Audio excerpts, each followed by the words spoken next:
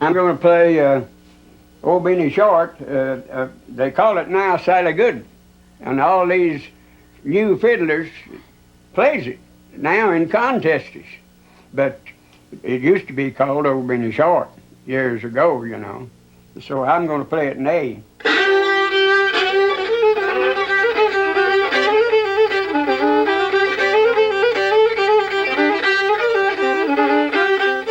I've heard my daddy talk about him, and my mother.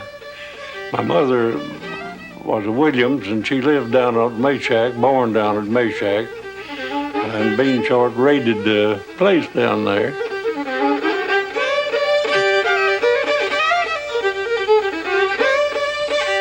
The exploits of Beanie Short during the Civil War were so sensational, so close to home to the people here in this area that they could not turn loose of his name even after he was dead.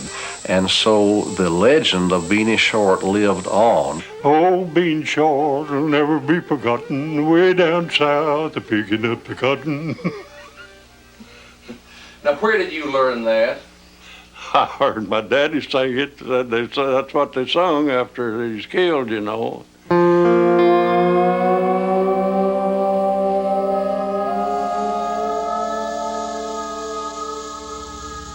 In order for us to know anything about Beanie Short, his legend had to have been passed down orally for 130 years on the Upper Cumberland.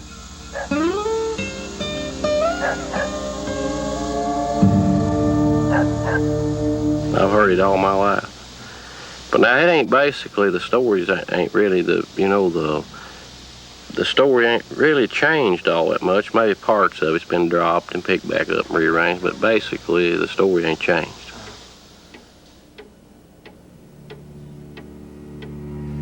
The Beanie Short legend is supported by 3 pieces of documented evidence.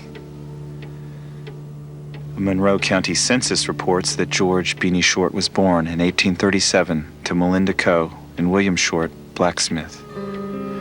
Confederate war records show that he enlisted in the 28th Tennessee Infantry on September 5th, 1861, and deserted 4 months later. And we found this photograph. From this point on, written history disappeared.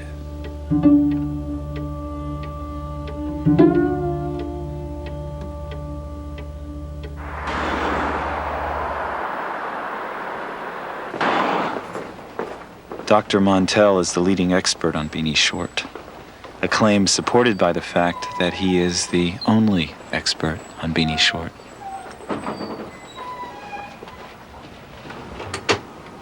Tales, legends, and miscellaneous folklore, collected by Linwood Montel, August 1961. Folklore. I would have been 30 years old. 61 to 90 when I was 30, and I'm 60 now, so I would have been 30. Haven't changed a bit. You've heard of Beanie Short, haven't you? Beanie Short? Yes. Oh, yeah. Beanie Short and Bill Ashlow. These people are all dead, I happen to know. So the interesting thing would be at this point is to go back into the field and see if they have any descendants who would still know these stories.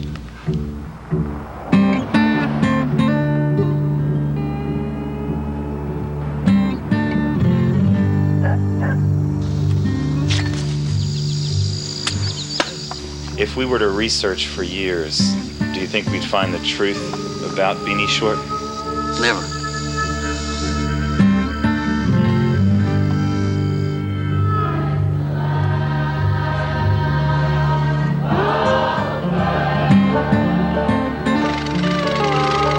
Well, I know nobody that's living now don't know nothing about it, and where it's been handed down, I'd say nobody don't know the truth about it.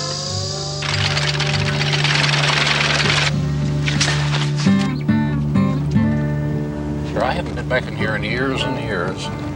Actually, I was back here last, in all honesty, when I was doing research on Beanie Short, and that was in 1958 and 1959.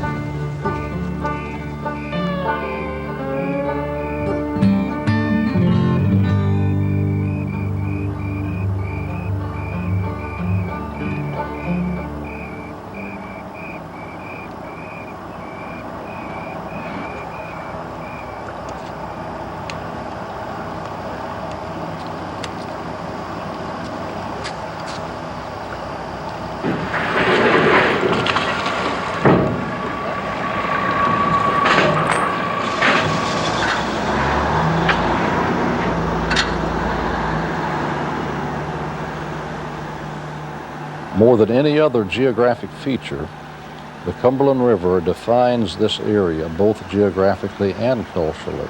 Turkey Neck Bend's ties to the river are very strong.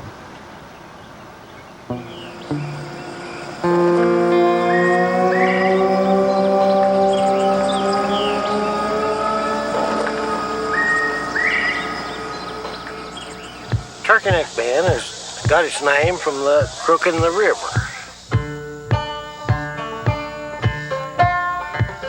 It's not all level bottom land. Part of it is upland.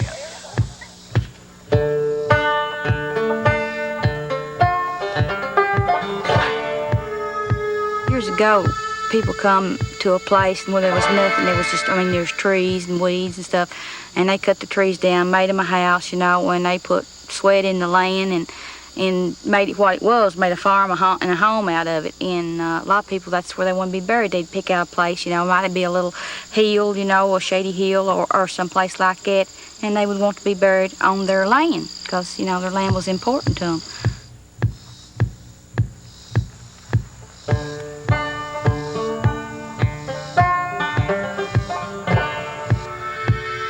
Yeah, there's, more dead people here than there is living people, really.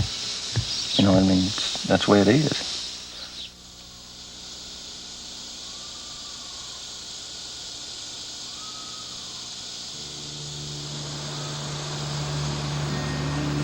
When the river traffic here on the Cumberland dried up, people especially then looked within themselves for socializing, and they told stories about family, about significant events, and this is why I think that stories in this area, both generational and contemporary, are so important.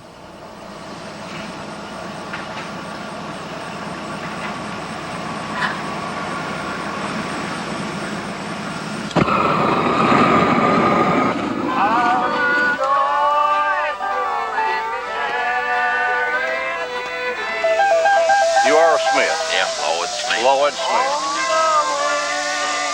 1948, we graduated from Tompkinsville High School. There were 42 of us in high school, and we were all brilliant. Oh, every one of us. Almost geniuses, but they didn't recognize it back then.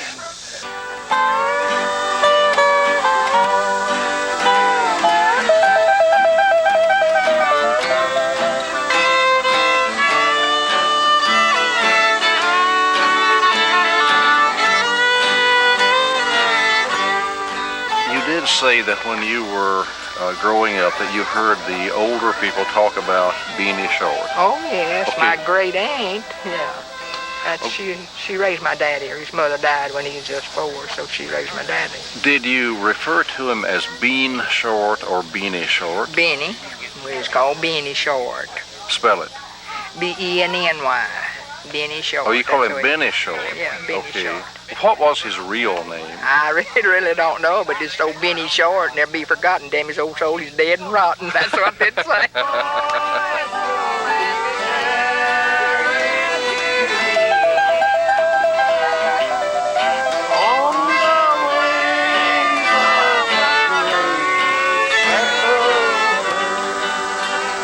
ahead, Cloyd. Had any of the others of you ever heard of Beanie Short? I've heard, but I just wasn't interested in the tales and stuff. I'm not that as interested. But for his actual things that he did, I can't remember a thing.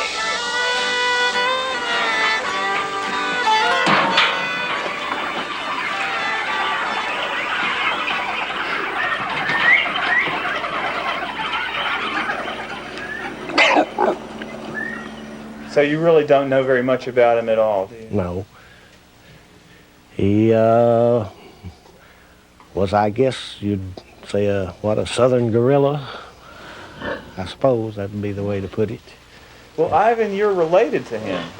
I am related to the Shorts, I am. But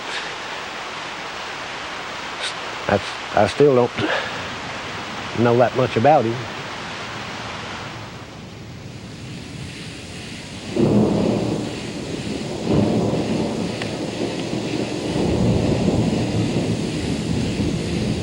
If there had been no Civil War, Beanie Short might have stayed a farmer, living on this ridge above Turkey Neck Bend.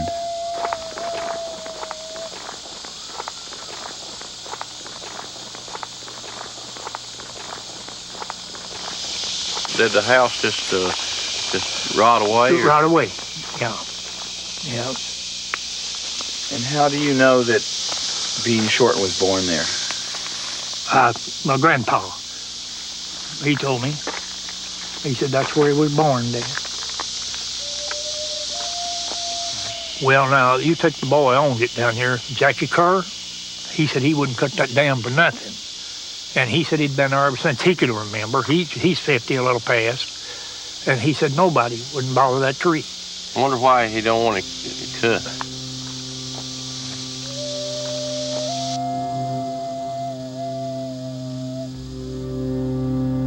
In 1861, the Civil War divided America.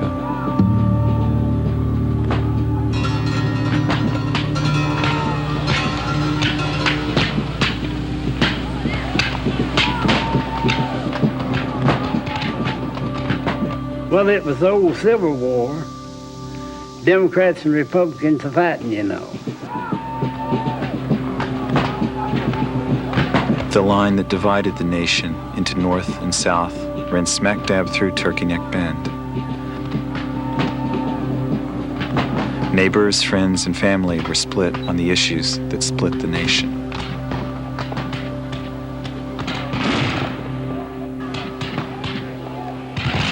Yeah, he was undecided on which side that he would, join, so he joined the Confederate Army. And then he made captain, and probably I'd say no to his losing the war, and so then he just went outlaw, I'd say.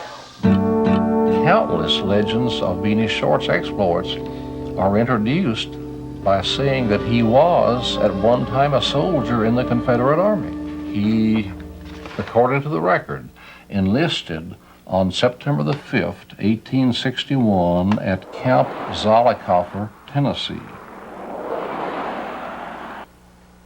Beanie Short enlisted in the war in early 1861. He enlisted quite early, and part of this can be connected to his grandfather being a large property owner, owning a large number of slaves. I'm not sure if Beanie Short is strongly aligned with the Southern cause. I think he's strongly aligned with protecting what he perceives as family property, which is his grandfather's property, more so than defending the South from the Union invasion. And a way to protect family interests was to protect Southern interests.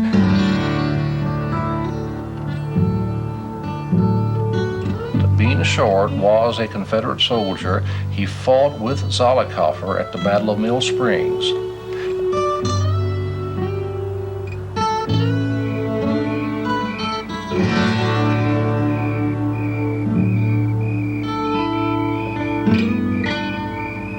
Zollicoffer lost badly, and the South was losing everywhere. The Southern line of defense was dissipating and moving quickly southward. Beanie Short decided that, by golly, I'll be better off going it on my own.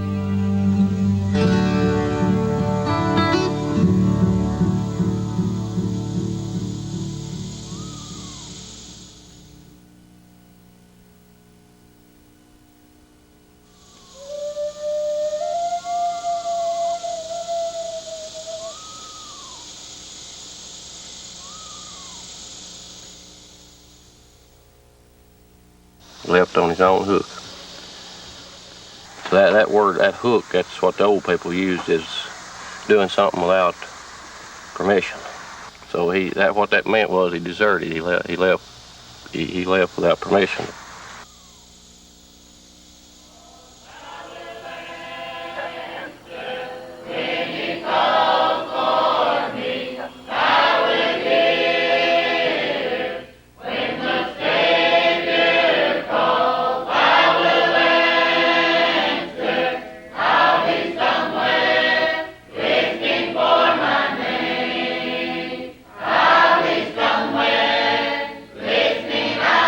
Somewhere.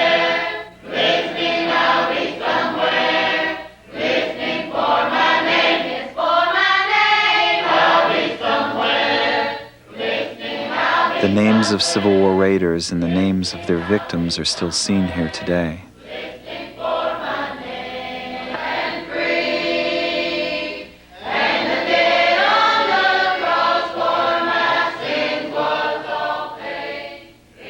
Turkey Neck Bend was far from the Shilohs and Gettysburgs. In this isolated border country, the Civil War became neighbors choosing sides and robbing and killing each other.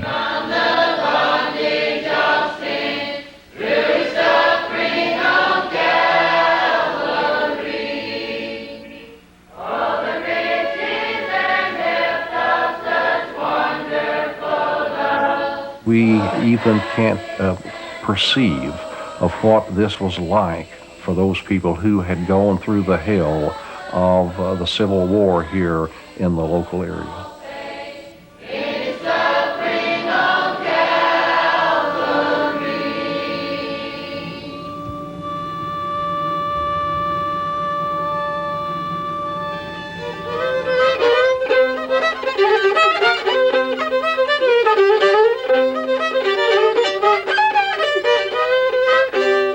Well, old Beanie Short, he had a half-brother right here at the Red Banks.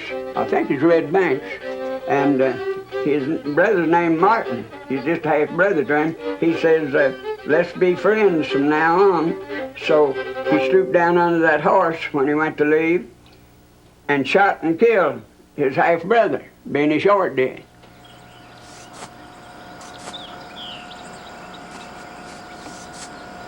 John R. Martin, born January 4, 1839, assassinated by a rebel guerrilla, March 12, 1863.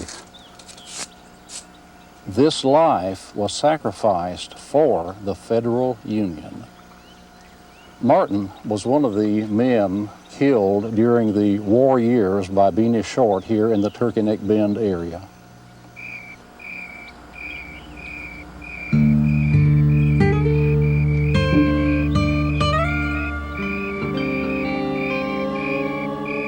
Who were the people he was robbing? They were people around in Monroe County, up and down that creek there. How did he persuade them to give him their gold, their silver, their valuables? With a gun. That or get killed. He'd come through and they said he'd change horses. You know, if you had a good horse, you had to keep it hid out in the woods. Well, he'd take hit, turn his and loose, cause his rode to death, and then he'd get your horse and take off.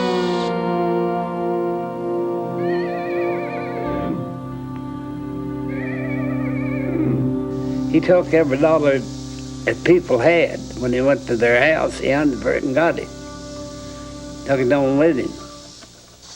Mr. Smith? He's done so much. I'm Linwood Montill from over at Bowling Green. Well, I'm Ed Smith. Ed Smith is nearly 100 years old. The thing that amazed us the most was his father was actually alive during the Civil War and knew Beanie Short personally. Well, I guess my dad was about around 15-year-old back at that time. And Ed's father disliked Beanie Short so intensely that he attempted to enlist in the Union Army. And he got up and left here and went to Glasgow to join, and when he got there, they done made peace. He was a day late. They kept him out of the army. Yeah, he aimed to join that army.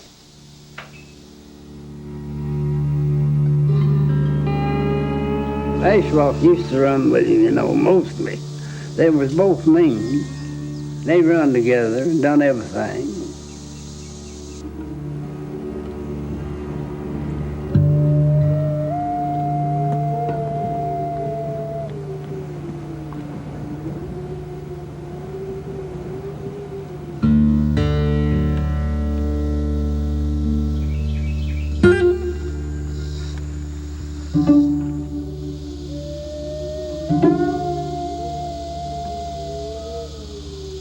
There wasn't nobody like him. Everybody through here was against him, hated him and Ashlock, but they was afraid of him. Some, well, they know they'd kill him if they got messing with him. And they was afraid of him.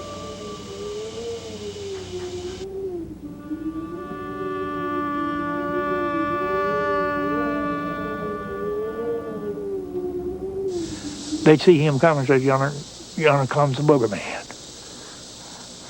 Yeah. And he said, a lot of them would split through the woods as hard as they could run, get away from it.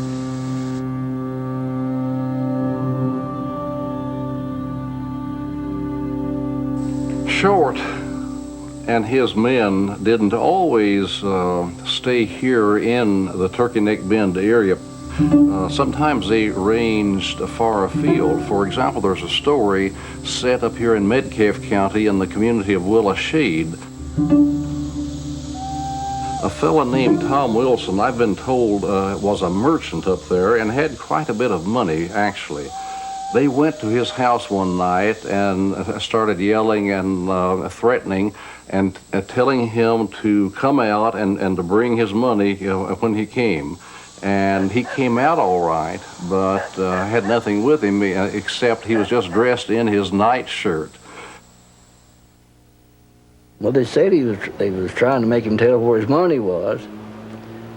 And they got him each hand, between two horses to run towards that tree. Had him each hand, got up on their horses and went down the creek and run them.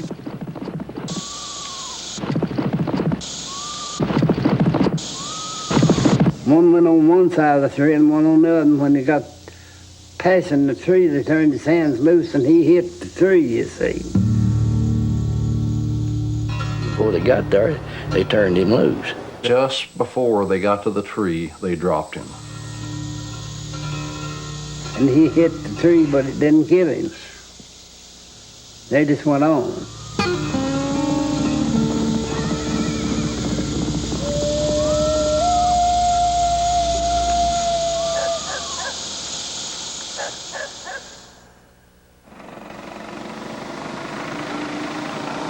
I'm the caretaker of the cemetery. I make sure that the flowers stay on the right graves and make sure that everything's kept neat. And I also mow the cemetery twice a month. A lot of my family is buried here. They lived around this community, all of them.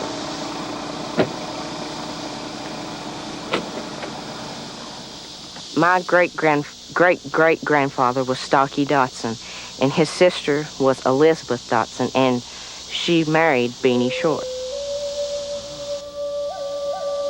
Stocky had been to Marrowbone, Kentucky to sell some oxen.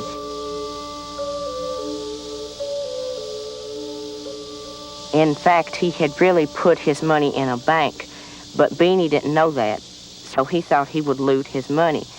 And when Stocky told Beanie that he didn't have the money with him, he had put it in a bank prior to that, he tied him to the horse's tail and drug him up a country road.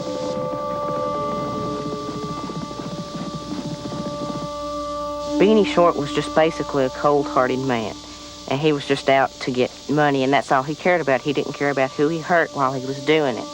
And if it meant hurting his brother-in-law, well, he would do it.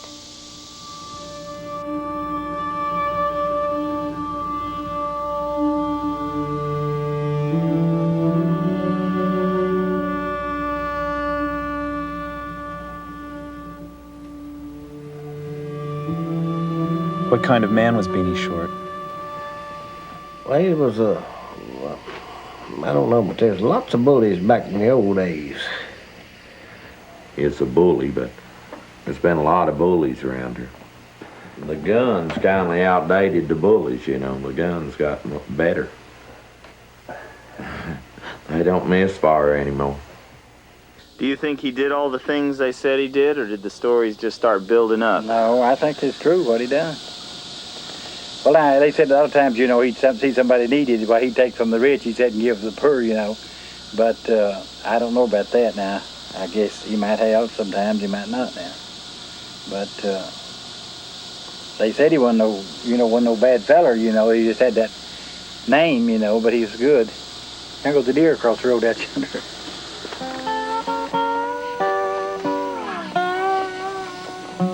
He was a latter-day Robin Hood. He did some good things. Why do you say that? What good did that rascal do? Oh, okay. There was some good stories about Name me one thing that he did that was good. I can't.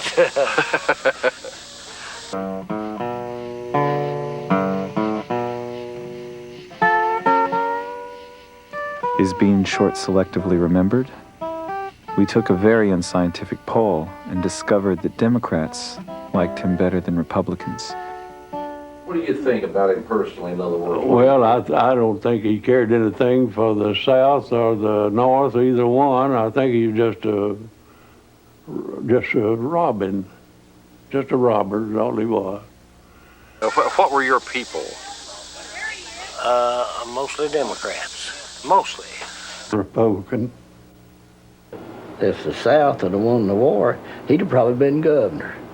I've thought about that. What would have been your attitude toward Bean Short? Well, I'd have killed him the first chance we got at him. He was doing too much to the people. Here in the Upper Cumberland, you can still see the legacy of the Civil War in several ways, but especially in the way people vote. Republicans trace their allegiance to Lincoln and the Union. Democrats, on the other hand, trace their ties to the South.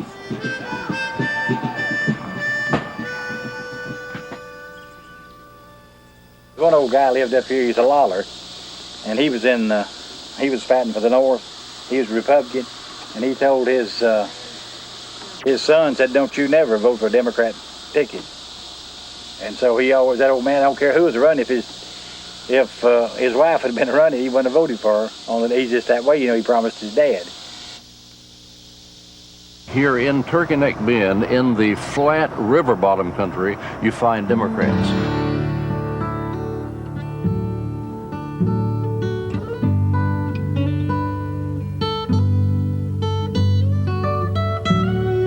But as the ridge away from the flatland starts to become pronounced, you find Republicans.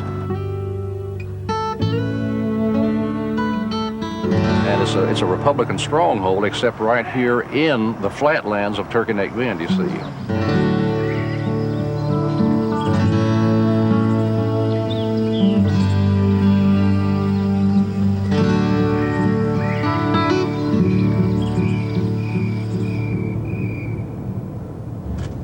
The stories that we have been able to collect about Beanie Short all have to do with his victims as told by the families of the victims.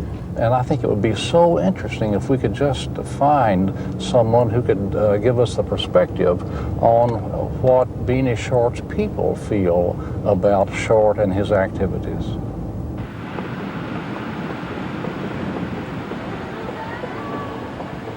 You describe Beanie Short for me in terms of his actions and what kind of a person he was. Well, really all I know is Grandmammy Short said he wasn't a mean man, but now she was his half-brother, so he was her half-brother, but she loved him, and she said he wasn't mean, so I'm gonna believe what she said.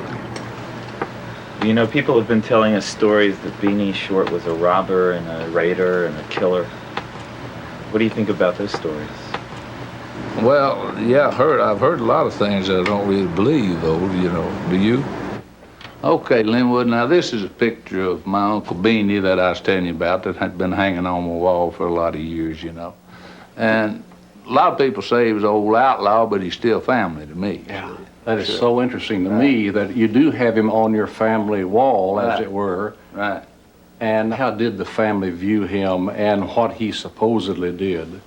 Well, they viewed him as a soldier, and my grandmammy always said that Beanie wasn't mean, so I hung it on the wall because I'm not ashamed of what he was. He was a Confederate soldier in our mindset.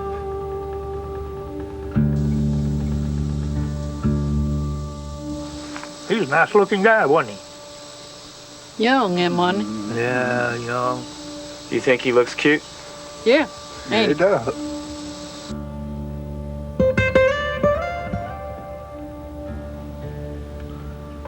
Whose picture is that?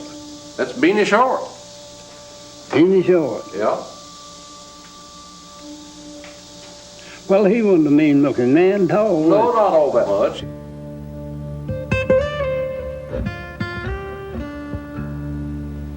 Just like I've said before, you can't look at a man and tell whether he'd be violent or not. Just what would cause one to kill you, nothing wouldn't think, was just think it was nothing.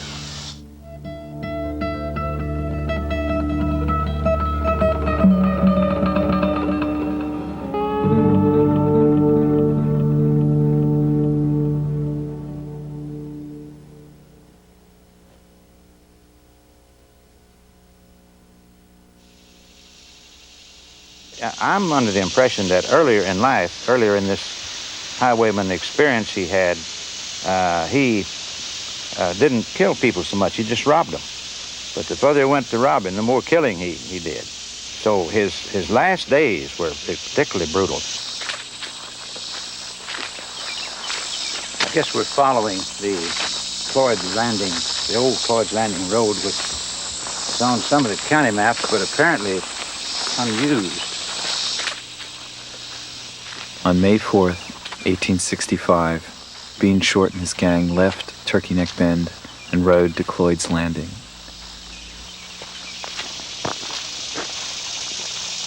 My great-grandfather, who had his brother-in-law with him when they were in a house across the river over there, and Beanie Short and Ashlock, I believe, went to the house and demanded that Charles Cloyd's great-grandfather and 2 other men, all of whom were ex-Union soldiers, give up. They talked these guys into turning themselves in, that they wouldn't hurt them. Then when they turned themselves in, then that's the way they cut their ears off and killed them.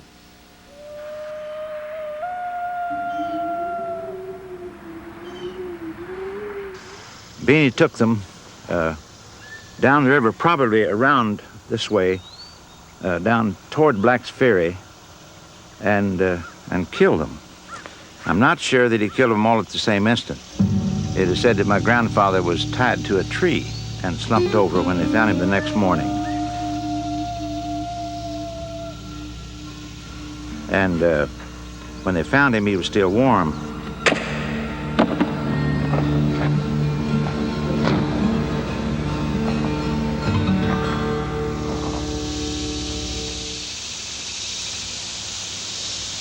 My great-grandfather and those 2 soldiers in that grave up there are the last ones he murdered. But I am impressed with this site because it's a part of my history, personal history. We never made any great impression on the world, but this site makes a great impression on me.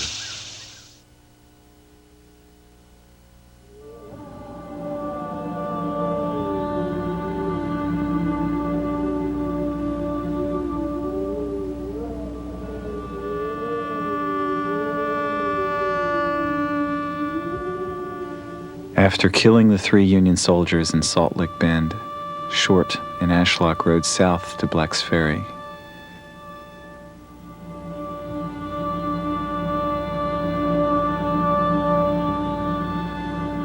Along the way, so they say, Beanie had premonitions of his own death.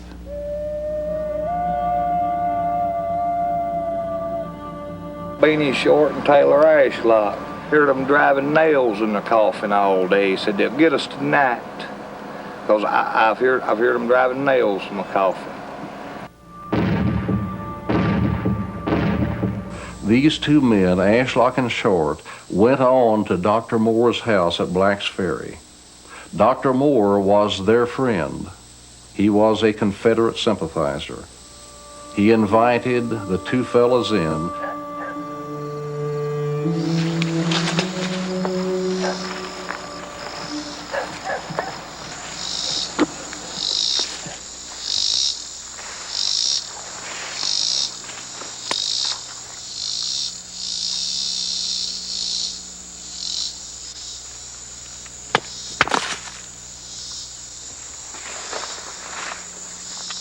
Them's old bricks, ain't no doubt about that.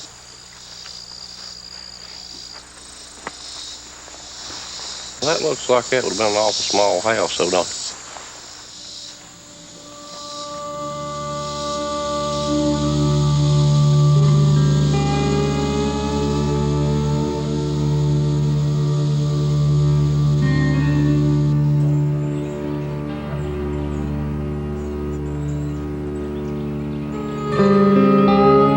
Somebody reported that they saw Bean Short and a fellow by the name of Ashlock, who was lieutenant, down at Black's Ferry late that evening crossing the river.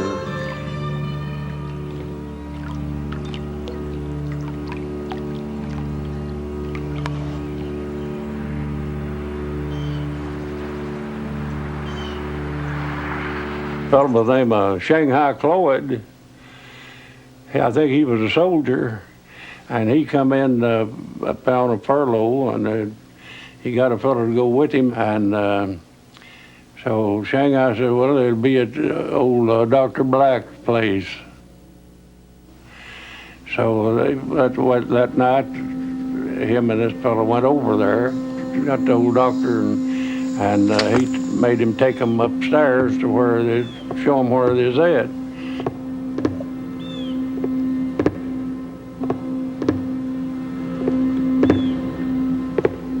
That night, they'll all come in, and they got the slave to pack the lantern up the ladder there, you know, at the old house, pack the lantern up there, and they was laying in bed.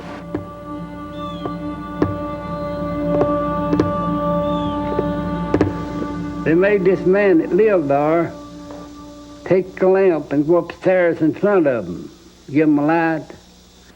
And Bean, he got out of the bed and was getting to his gun and had it hanging on a chair. And he shot him, though. He shot him then, killed him, killed them both.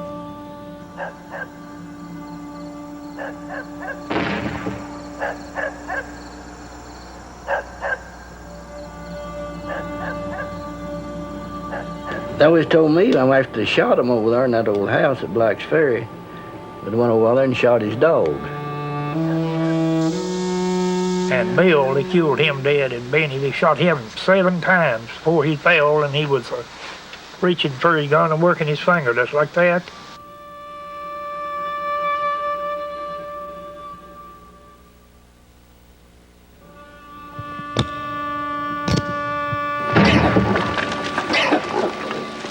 Beanie was shot full of holes, and Shang Bill Cloyd said he was shot so full of holes his hide wouldn't even hold shucks.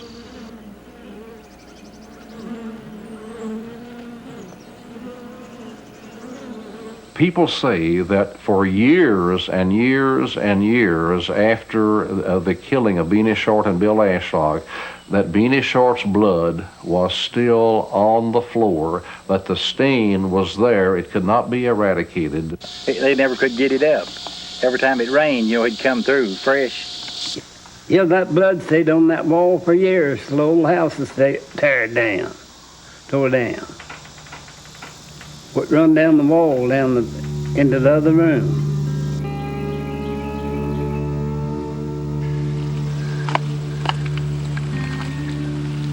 When it rains, why, it would just like it was fresh blood, you know. It didn't drip or anything. It just got real red, you know, like. And then when, you know, it quit raining, why, it just started going away.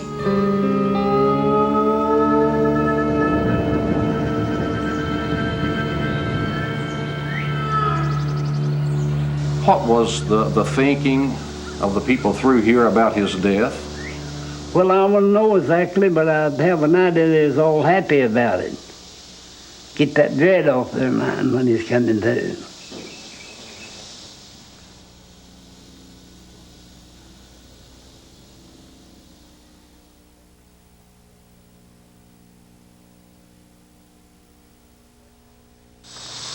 Now, my granddaddy's one that's telling us because he knows.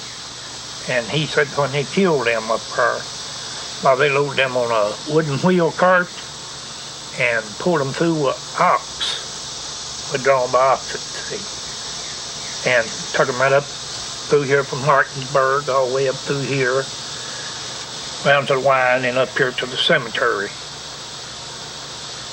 That's where they put them at right there. And he'd take me and my brother and show us where they was put away at. There was a big elm about this big, and the rock was right up against it where it growed up. And he said, always remember where they was put at, and I said, okay. Beanie Short and Ashlock were buried together here in an unmarked grave.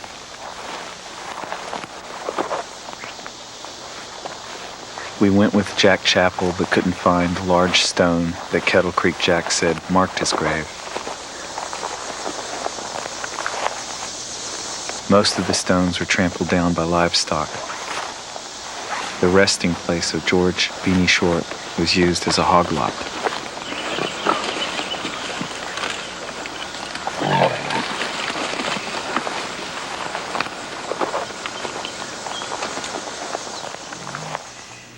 And that's the end of Being Short. And they made a little song about it, just a little short verse. I said, oh, Being Short will never be forgotten, way down south picking up the cotton. Oh, Beanie Short never be forgot, way down south picking out cotton, hole in his head and his brains all rotten. Oh, Beanie Short will never be forgotten, hole in his belly and his guts all rotten. That's what they sung after he was killed, you know. And he's a Southern sympathizer, you see. It's down south where the cotton grows.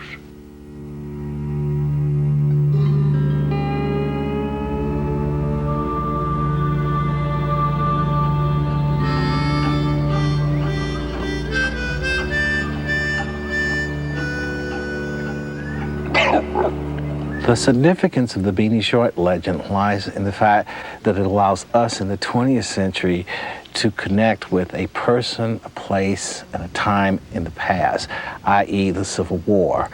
Beanie Short brings home the war on a personal level to members of this community, of this family. The Beanie Short legend lives on time and time again, and it may change a little bit over time, but it's very real to these people. Do you honestly ever think very much about being short? Oh, yeah, I think about a lot of things. Being short, yeah, I wonder how everything would had all happened. Like to know where his money is. Daddy, come here. People said he had a lot of money buried, you know. I remember hearing my daddy talk about that. They want to know where Beanie Short hid his gold at. They want to know where Beanie Short hid his gold at. Well, it's between us. There's a cave there. That's way up this ridge. I've always heard he had a box of gold hid somewhere on Kettle Creek. If it's ever found, I don't know. Well, they could have dug a hole, it could have been a cave, and they put it in there and put this rock back over top, say.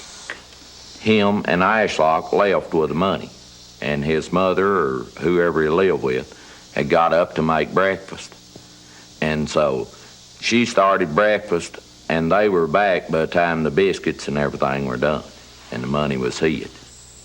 This is in the same vein as virtually all buried treasure legends universally. They're seldom ever found. There's been a lot of guys. They get out and search, see if they can find it. The Beanie Short treasure that he was supposed to run outside and buried right before his death. And so I got with one of the locals around here, and he had some expensive metal detectors and all this stuff. And we came down and we dug the riverbank and the old house area. We turned it upside down, and about the only thing we turned up was a bunch of antique farming tools and saws and plow points and anything of that nature.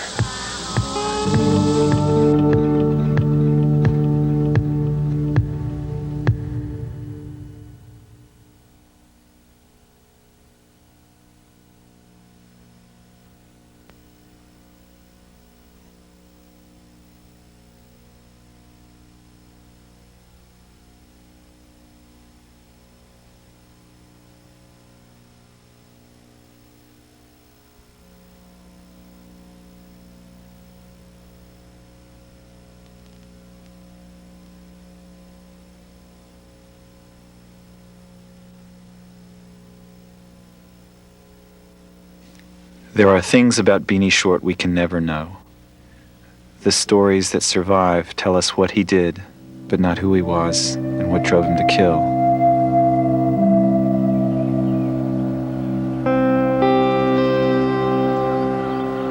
True or not, the Bean Short legend shows how the history of the Civil War and the culture of Turkey Neck Bend were preserved through story.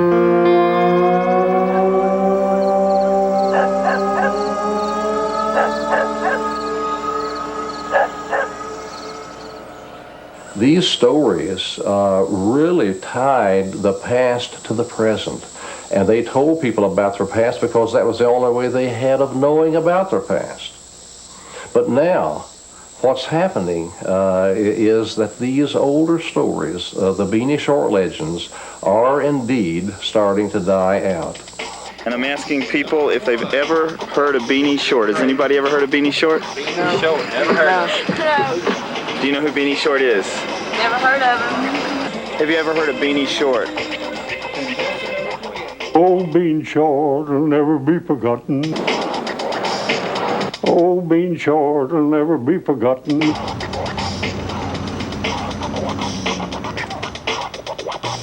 Well, now things have changed a lot. It has everywhere. You take the younger generation coming up and committing suicide and everything in the world, you know. I just don't never fool with it.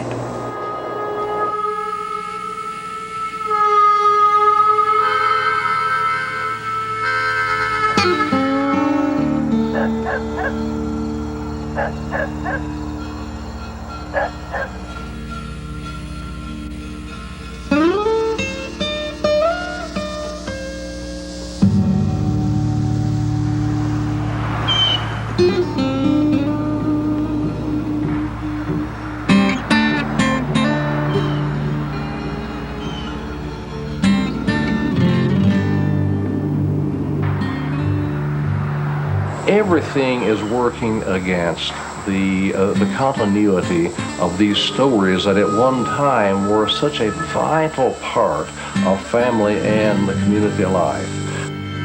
Bones Mini Mart has over 650 movies in stock, including the latest releases like Point Break, Thelma and Louise, Terminator 2. You don't hear much said about it anymore. 50 years ago, you did.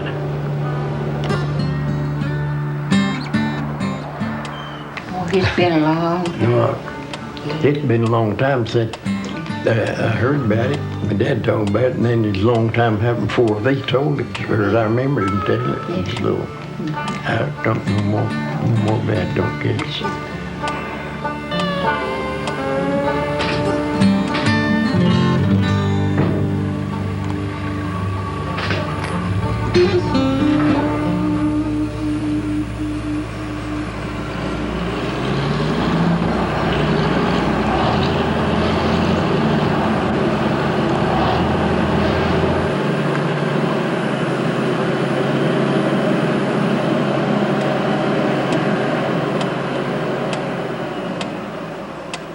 My daddy, he was a bride, and he knowed it.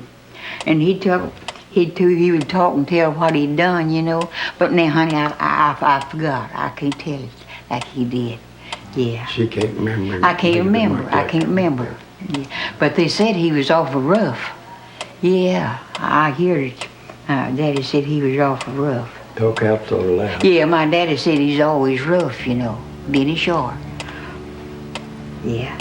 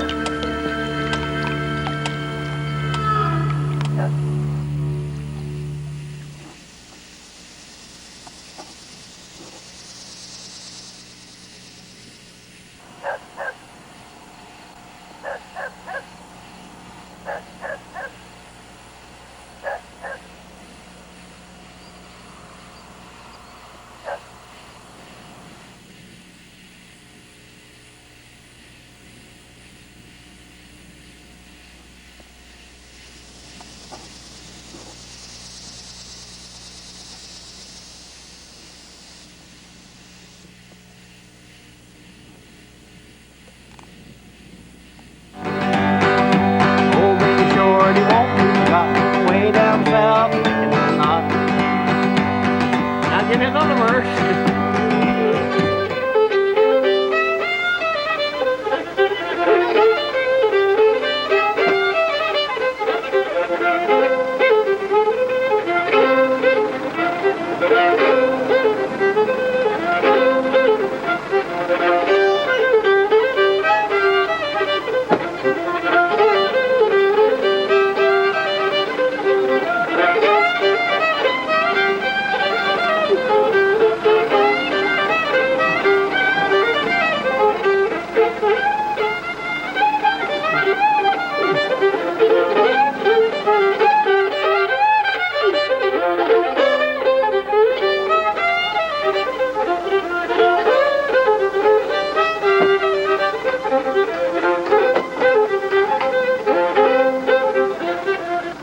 As I went through the old sage field, a rattlesnake caught me by the heel. I hooped and I hollered and I done my best around my head in a hornet's nest.